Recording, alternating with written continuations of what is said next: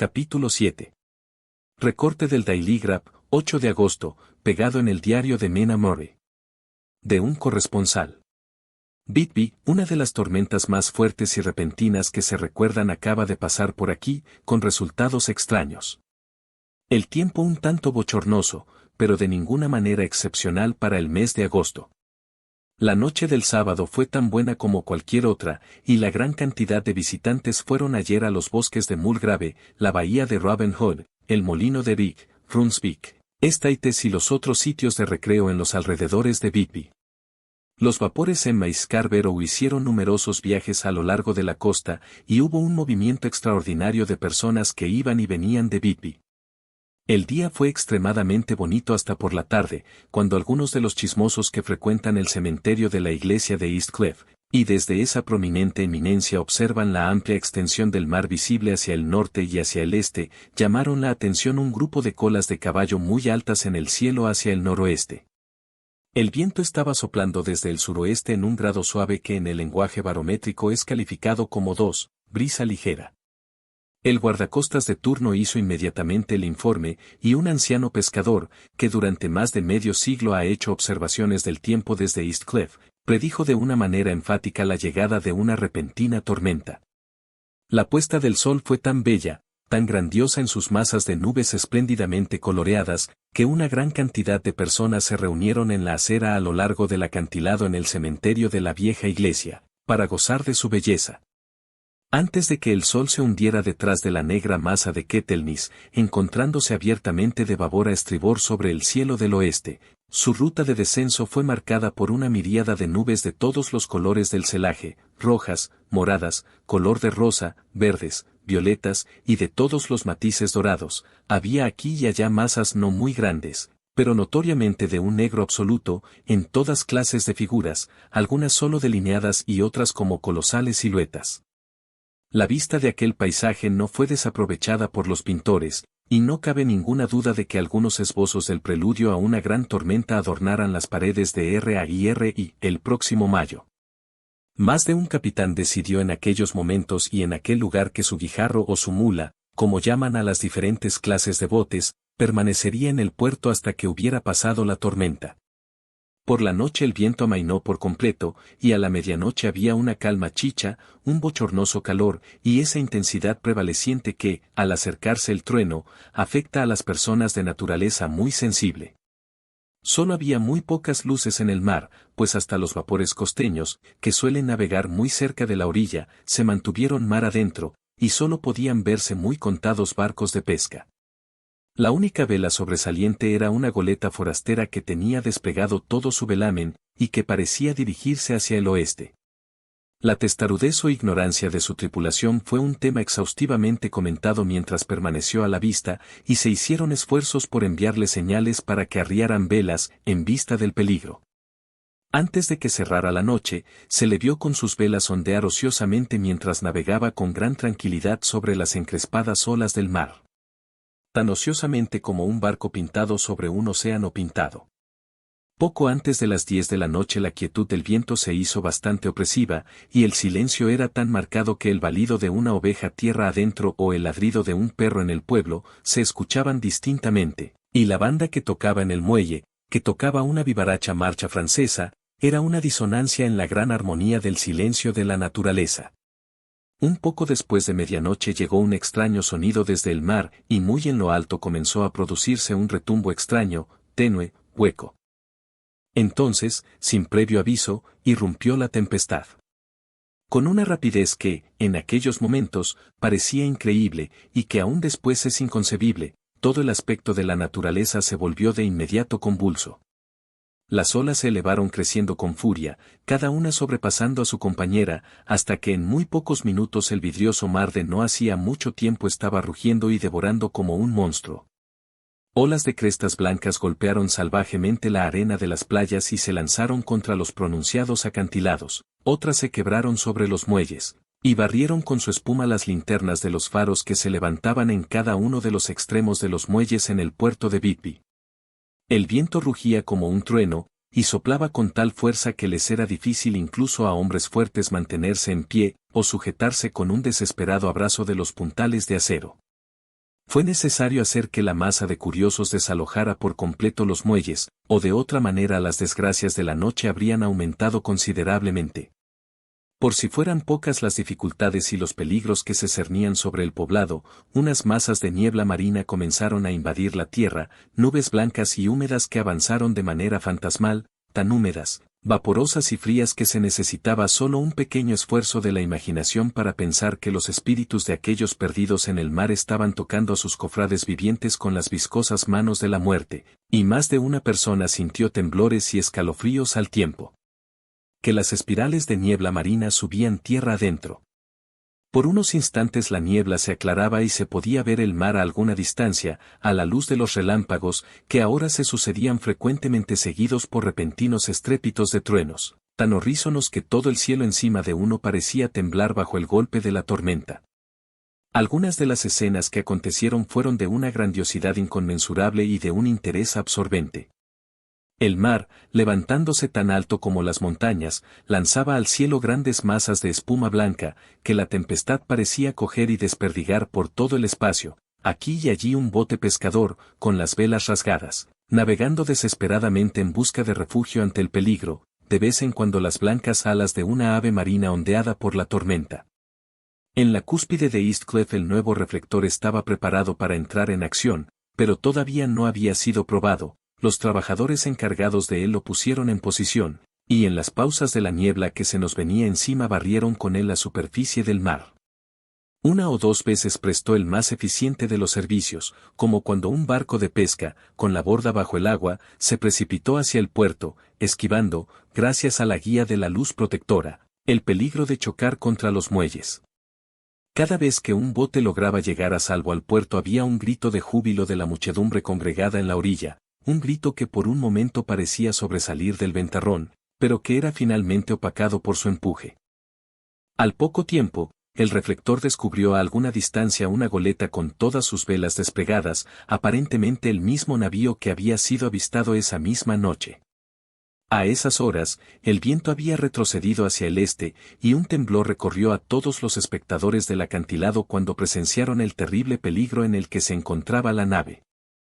Entre ella y el puerto había un gran arrecife plano sobre el cual han chocado de tiempo en tiempo tantos buenos barcos, y que, con el viento soplando en esa dirección, sería un obstáculo casi imposible de franquear en caso de que intentase ganar la entrada del puerto.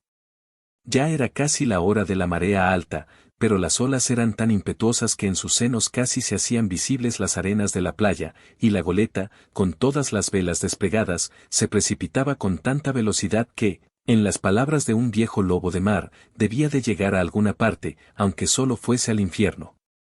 Luego llegó otra ráfaga de niebla marina, más espesa que todas las anteriores, una masa de neblina húmeda que pareció envolver a todas las cosas como un sudario gris y dejó asequible a los hombres solo el órgano del oído, pues el ruido de la tempestad, el estallido de los truenos y el retumbo de las poderosas oleadas que llegaban a través del húmedo ambiente eran más fuertes que nunca. Los rayos del reflector se mantuvieron fijos en la boca del puerto a través del muelle del este, donde se esperaba el choque, y los hombres contuvieron la respiración.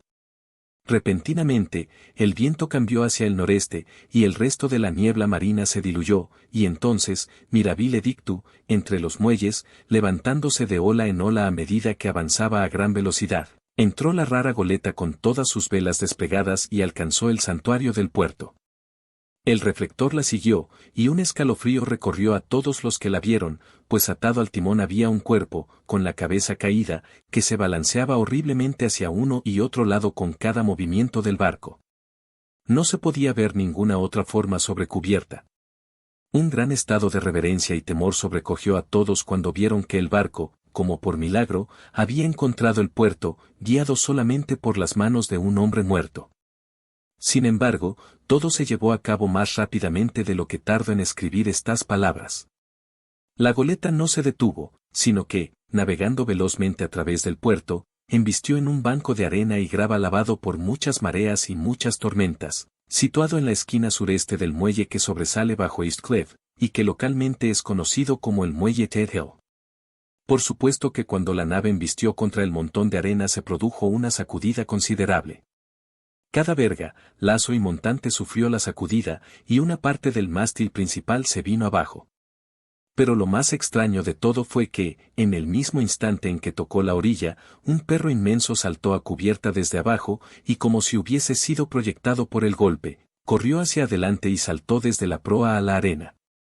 Corriendo directamente hacia el empinado acantilado donde el cementerio de la iglesia cuelga sobre la callejuela que va hacia el muelle del este, tan pronunciadamente que algunas de las lápidas transatlánticas o piedras atravesadas, como las llaman vernacularmente aquí en Whitby, se proyectan de hecho donde el acantilado que la sostenía se ha derrumbado y desapareció en la oscuridad, que parecía intensificada justamente más allá de la luz del reflector.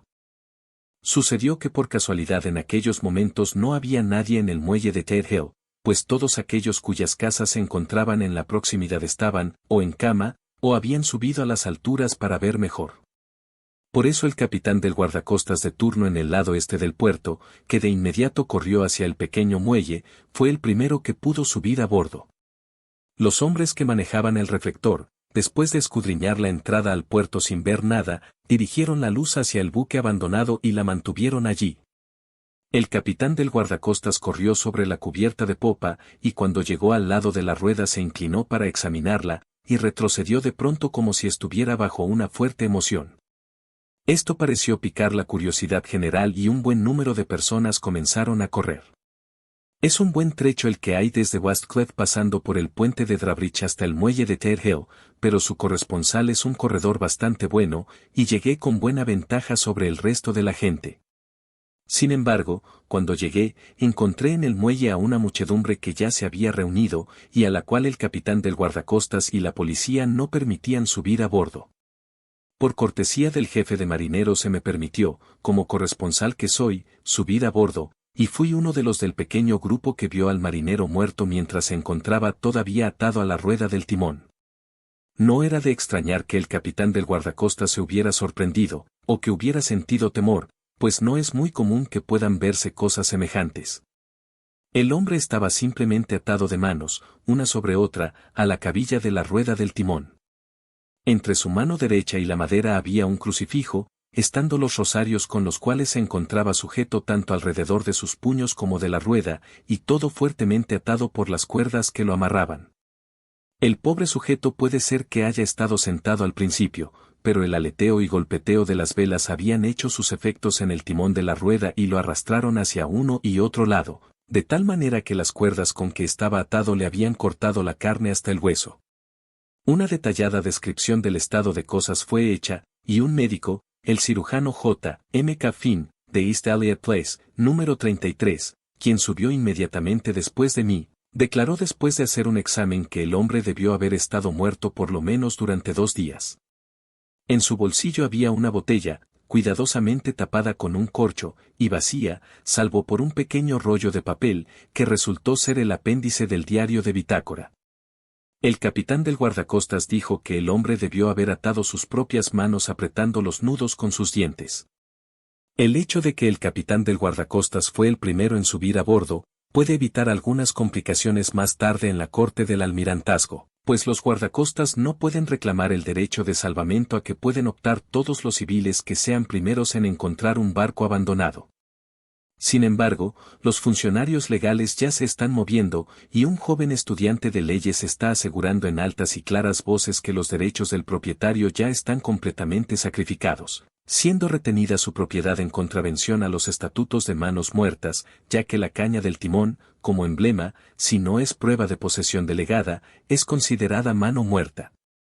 Es innecesario decir que el marinero muerto ha sido reverentemente retirado del lugar donde mantenía su venerable vigilancia y guardia, con una tenacidad tan noble como la del joven Casablanca, y ha sido colocado en el depósito de cadáveres en espera de futuras pesquisas. Ya está pasando la repentina tormenta, y su ferocidad está menguando, la gente se desperdiga en dirección a sus casas, y el cielo está comenzando a enrojecer sobre la campiña de Yorkshire. Enviaré, a tiempo para su próxima edición, más detalles del barco abandonado que encontró tan milagrosamente la ruta hacia el puerto, en medio de la tormenta. 9 de agosto. La secuela al extraño arribo del barco abandonado en la tormenta de anoche es casi más asombrosa que el hecho mismo. Resulta que la goleta es rusa, de Varna, y que es llamada Demetrio. Está llena casi enteramente de lastre de arena de plata, con solo una pequeña cantidad de carga, muchas cajas grandes de madera llenas de tierra. Esta carga estaba consignada a un procurador de Whitby, el señor S.F. Billington, de la Creciente, número 7, quien esta mañana fue a bordo y tomó posesión formal de los bienes consignados a nombre de él. El cónsul ruso, también, actuando por el lado del embarque, tomó posesión formal del barco y pagó todos los impuestos portuarios, etc.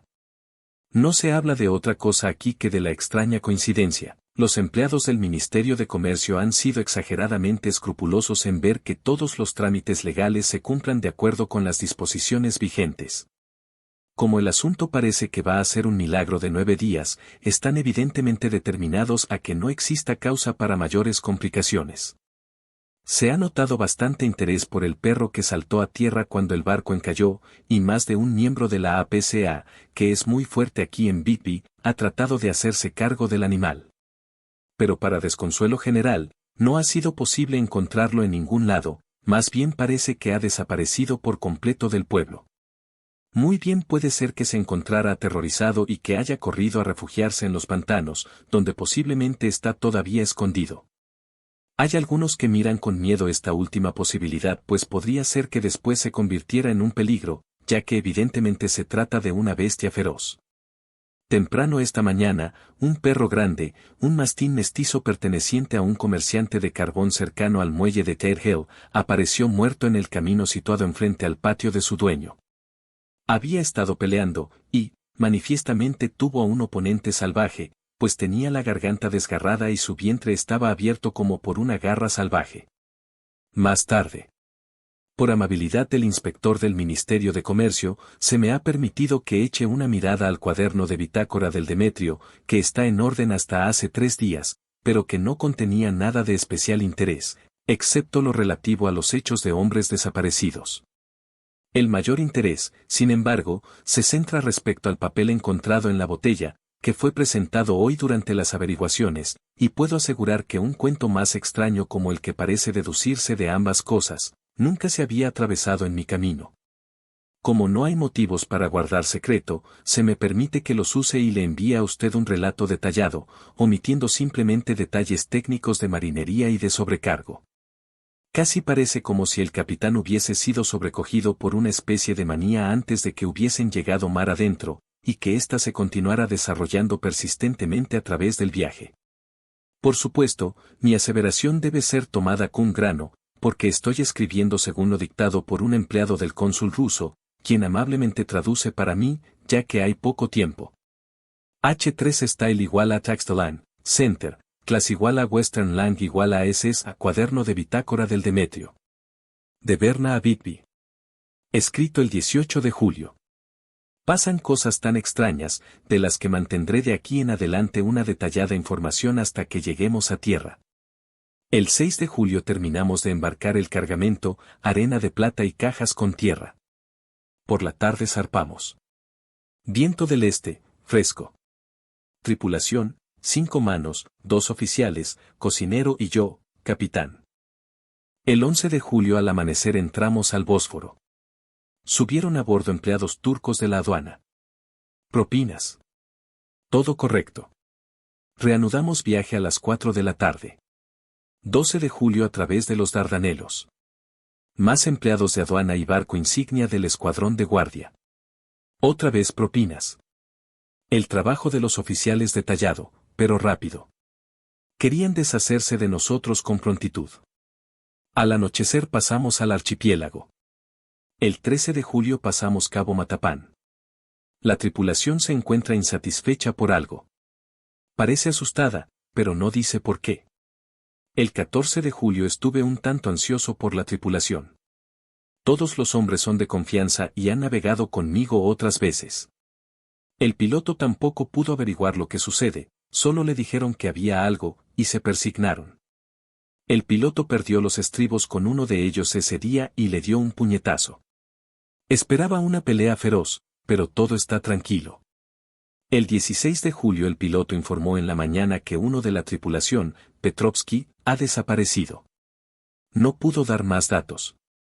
Tomó guardia a babor a las 8 campanas, anoche, fue relevado por Abramov, pero no fue a acostarse a su litera. Los hombres, muy deprimidos, dijeron todos que ya esperaban algo parecido, pero no dijeron más sino que había algo a bordo. El piloto se está poniendo muy impaciente con ellos, temo más incidentes enojosos más tarde. El 17 de julio, ayer, uno de los hombres, Olgaren, llegó a mi cabina y de una manera confidencial y temerosa me dijo que él pensaba que había un hombre extraño a bordo del barco. Me narró que en su guardia había estado escondido detrás de la cámara de cubierta, pues había lluvia de tormenta, cuando vio a un hombre alto, delgado, que no se parecía a ninguno de la tripulación, subiendo la escalera de la cámara y caminando hacia adelante sobre cubierta, para luego desaparecer. Lo siguió cautelosamente, pero cuando llegó cerca de la proa no encontró a nadie, y todas las escotillas estaban cerradas. Le entró un miedo pánico supersticioso, y temo que ese pánico pueda contagiarse a los demás. Adelantándome, hoy haré que registren todo el barco cuidadosamente, de proa a popa. Más tarde ese mismo día reuní a toda la tripulación y les dije que, como ellos evidentemente pensaban que había alguien en el barco, lo registraríamos de proa a popa. El primer oficial se enojó, dijo que era una tontería, y que ceder ante tan tontas ideas desmoralizaría más a los hombres, dijo que él se comprometía a mantenerlos en orden a punta de garrote. Lo dejé a el encargado del timón, mientras el resto comenzaba a buscar, manteniéndonos todos unos al lado de otros, con linternas, no dejamos una esquina sin registrar. Como todo lo que había eran unas grandes cajas de madera, no había posibles resquicios donde un hombre se pudiera esconder. Los hombres estaban mucho más aliviados cuando terminamos el registro, y se dedicaron a sus faenas con alegría. El primer oficial refunfuñó, pero no dijo nada más. 22 de julio. Los últimos 3 días, tiempo malo, y todas las manos ocupadas en las velas, no hay tiempo para estar asustados. Los hombres parecen haber olvidado sus temores. El piloto, alegre otra vez, y todo marcha muy bien. Elogié a los hombres por su magnífica labor durante el mal tiempo. Pasamos Gibraltar y salimos de los estrechos. ¿Todo bien? 24 de julio. Parece que pesa una maldición sobre este barco. Ya teníamos una mano menos, y al entrar en la bahía de Vizcaya con un tiempo de los diablos, otro hombre ha desaparecido anoche, sin dejar rastro. Como el primero, dejó su guardia y no se lo volvió a ver. Todos los hombres tienen un miedo pánico, envié una orden aceptando su solicitud de que se hagan guardias dobles, pues tienen miedo de estar solos. El piloto, furioso. Temo que podamos tener algunos problemas, ya que o él o los hombres pueden emplear la violencia. 28 de julio. 4 días de infierno, bamboleándonos en una especie de tifón y con vientos tempestuosos. Nadie ha podido dormir. Todos los hombres están cansados.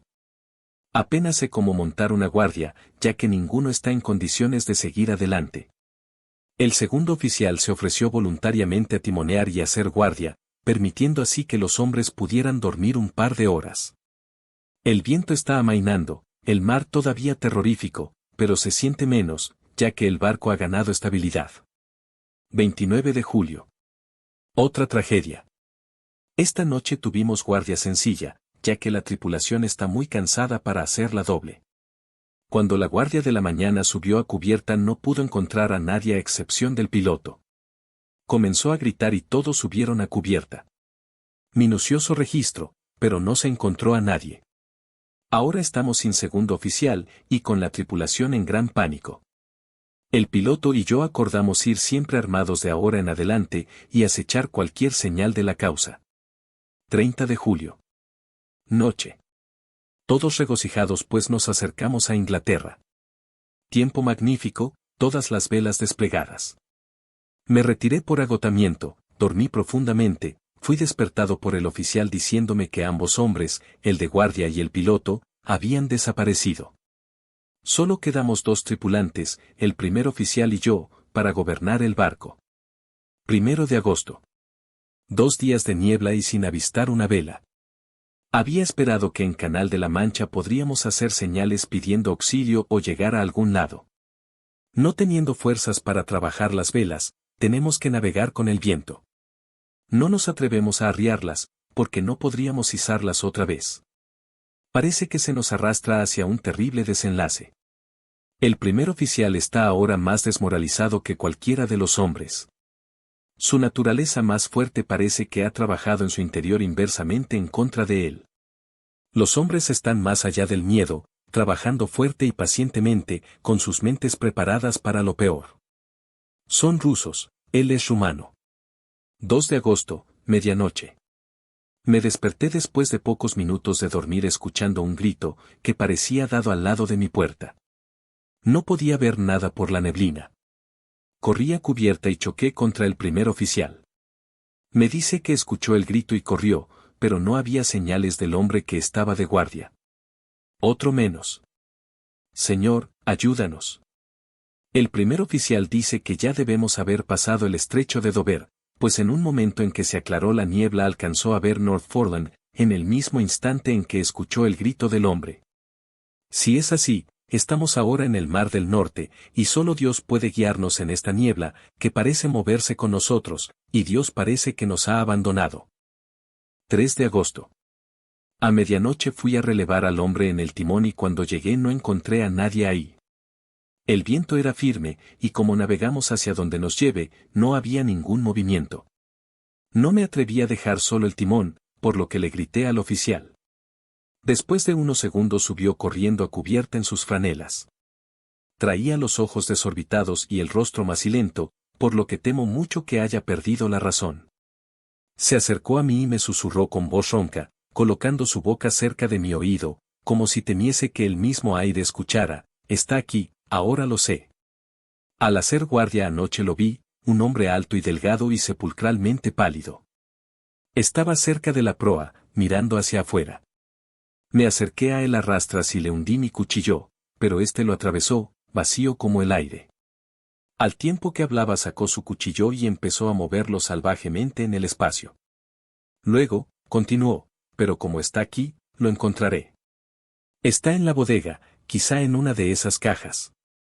Las destornillaré una por una y veré. Usted, sujete el timón. Y, con una mirada de advertencia, poniéndose el dedo sobre los labios, se dirigió hacia abajo. Se estaba alzando un viento peligroso, y yo no podía dejar el timón. Lo vi salir otra vez a cubierta con una caja de herramientas y una linterna y descender por la escotilla delantera. Está loco, completamente delirante de locura, y no tiene sentido que trate de detenerlo. No puede hacer daño a esas grandes cajas, están detalladas como arcilla, y que las arrastre de un lado a otro no tiene ninguna importancia. Así es que aquí me quedo, cuido del timón y escribo estas notas. Solo puedo confiar en Dios y esperar a que la niebla se aclare. Entonces, si puedo pilotear la nave hacia cualquier puerto con el viento que haya, arriaré las velas y me quedaré descansando, haciendo señales, pidiendo auxilio. Ya casi todo ha terminado. Justamente cuando estaba comenzando a pensar que el primer oficial podría regresar más calmado, pues lo escuché martillando algo en la bodega, y trabajar le hace bien, subió por la escotilla un grito repentino que me heló la sangre, y apareció él sobre cubierta como disparado por un arma, completamente loco, con los ojos girando y el rostro convulso por el miedo. «Sálvame, sálvame», gritó, y luego miró a su alrededor al manto de neblina. Su horror se volvió desesperación, y con voz tranquila dijo: «Sería mejor que usted también viniera, capitán, antes de que sea demasiado tarde. Está aquí. Ahora conozco el secreto. El mar me salvará de él, y es todo lo que queda». Antes de que yo pudiera decir una palabra, o pudiera adelantarme para detenerlo, saltó a la amura, y deliberadamente se lanzó al mar. Supongo que ahora yo también conozco el secreto. Fue este loco el que despachó a los hombres uno a uno y ahora él mismo los ha seguido. Dios me ayude. ¿Cómo voy a poder dar parte de todos estos horrores cuando llegue a puerto? Cuando llegue a puerto. ¿Y cuándo será eso? 4 de agosto. Todavía niebla, que el sol no puede atravesar. Sé que el sol ha ascendido porque soy marinero, pero no sé por qué otros motivos. No me atrevo a ir abajo, no me atrevo a abandonar el timón, así es que pasé aquí toda la noche, y en la velada oscuridad de la noche lo vi, a él.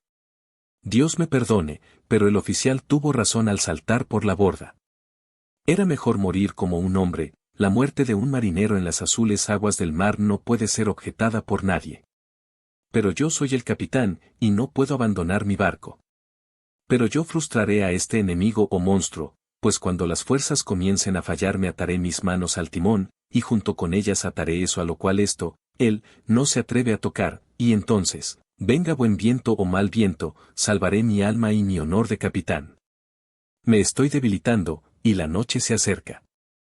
Si puede verme otra vez a la cara pudiera ser que no tuviese tiempo de actuar.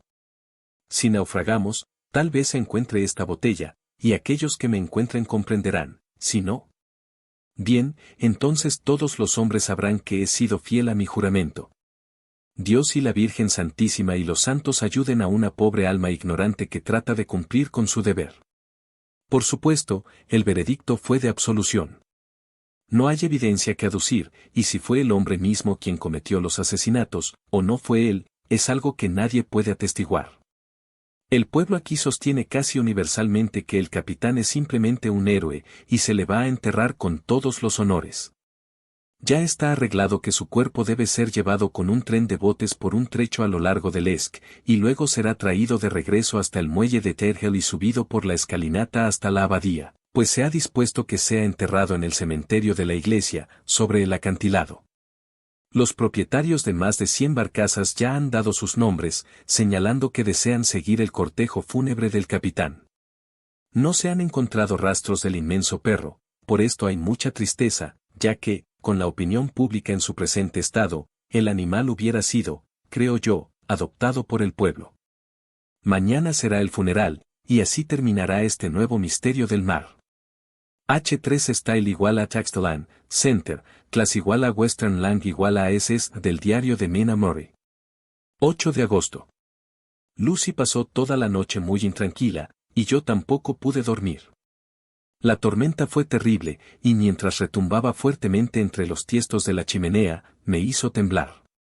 Al llegar una fuerte ráfaga de viento, parecía el disparo de un cañón distante. Cosa bastante rara, Lucy no se despertó, pero se levantó 2 veces y se vistió. Por fortuna, en cada ocasión me desperté a tiempo y me las arreglé para desvestirla sin despertarla, metiéndola otra vez en cama. Es cosa muy rara su sonambulismo, pues tan pronto como su voluntad es frustrada de cualquier manera física, su intención, si es que la tiene, desaparece y se entrega casi exactamente a la rutina de su vida. Temprano esta mañana nos levantamos las 2 y bajamos hasta el puerto para ver si había sucedido algo durante la noche. Había muy poca gente en los alrededores, y aunque el sol estaba brillando y el aire estaba claro y fresco, las grandes olas amenazantes, que parecían más oscuras de lo que eran debido a que la espuma las coronaba con penachos de nieve, se abrían paso a través de la estrecha boca del puerto, como un hombre que camina a codazos entre una multitud. Sin razón aparente me sentí contenta de que Jonathan no hubiera estado en el mar, sino en tierra. Pero, ¿está en tierra o en mar? ¿Dónde está él, y cómo?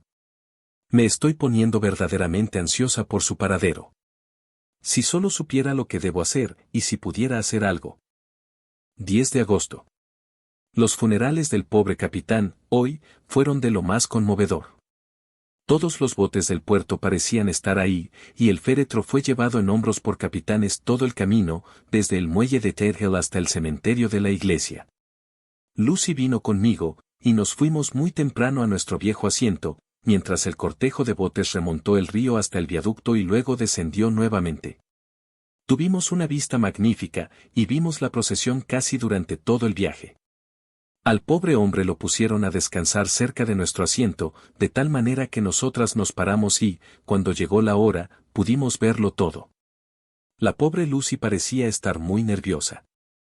Estuvo todo el tiempo inquieta y alterada, y no puedo sino pensar que sus sueños de la noche le están afectando. Hay algo muy extraño, no quiere admitirme a mí que haya alguna causa para su desasosiego, o si hay alguna causa, ella misma no la comprende. Hay un motivo adicional en el hecho de que el pobre anciano, el señor Svales, fue encontrado muerto esta mañana en nuestro asiento, con la nuca quebrada. Evidentemente, como dijo el médico, cayó de espaldas sobre el asiento, presa de miedo, pues en su rostro había una mirada de temor y horror, que los hombres decían nos hacía temblar. Pobre querido anciano. Quizá ha visto a la muerte con sus ojos moribundos. Lucy es tan dulce y siente las influencias más agudamente que otra gente. Ahora mismo está muy excitada por un pequeño detalle al que yo no le presté mucha atención, aunque yo misma quiero mucho a los animales. Uno de los hombres que siempre subía aquí para mirar los botes era seguido por su perro. El perro siempre estaba con él. Los dos son muy tranquilos, y yo nunca vi al hombre enojado, ni escuché que el perro ladrara. Durante el servicio el perro no quiso acercarse a su dueño, que estaba sobre el asiento con nosotras, sino que se mantuvo a unos cuantos metros de distancia y ladrando y aullando. Su dueño le habló primero suavemente, luego en tono más áspero, y finalmente muy enojado, pero el animal no quiso acercarse ni cesó de hacer ruido. Estaba poseído como por una especie de rabia, con sus ojos brillándole salvajemente, y todos los pelos erizados como la cola de un gato cuando se está preparando para la pelea. Finalmente, también el hombre se enojó, y saltando del asiento le dio puntapiés al perro, y luego, tomándolo por el pescuezo, lo arrastró y lo tiró sobre la lápida en la cual está montado el asiento. En el momento en que tocó la lápida la pobre criatura recobró su actitud pacífica, pero comenzó a temblar desesperadamente. No trató de irse, sino que se enroscó, temblando y agachándose, y se encontraba en tal estado de terror que yo traté de calmarlo, aunque sin efecto, Lucy también sintió compasión, pero no intentó tocar al perro sino que solo lo miró con lástima.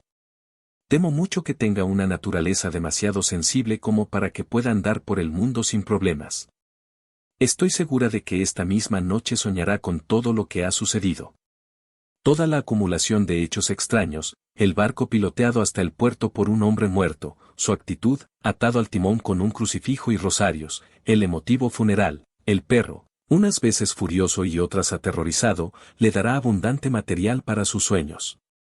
Creo que para ella lo mejor sería retirarse a su cama, cansada físicamente, por lo que la llevaré a dar una larga caminata por los acantilados de la bahía de Ravenhood, y luego de regreso. No creo que después le queden muchas inclinaciones para caminar dormida.